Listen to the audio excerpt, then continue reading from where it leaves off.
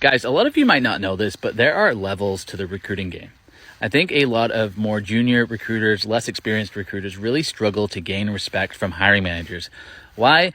Because it's hard. You don't know what the hiring manager does on a daily basis. If you haven't recruited for the role before, it's hard to be an expert.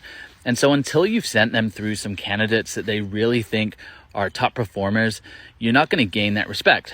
But once you've placed more and more candidates and you've worked with hiring managers on a regular basis and you've earned that trust, that's when you can really begin to start to advocate for candidates.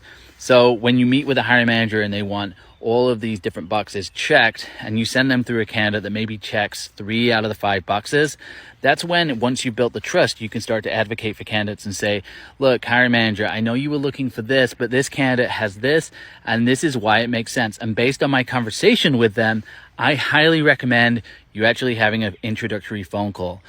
I know when I first started in recruitment, I really struggled with this. And then once I started to build that relationship, I could be more of a consultant. Why? Because the hiring manager trusted my judgment, and they trusted that if I sent a candidate through to them, they were worth the phone call. So there are levels to the game, and I would always ask a recruiter, if you're going to work with them, like, what's your relationship to the hiring manager? Have you made placements with this hiring manager before? Do you know them well? Do they trust you? If they don't, if you're not a perfect fit for the role, it's highly unlikely you're going to be able to move through the process. It's just how the game works.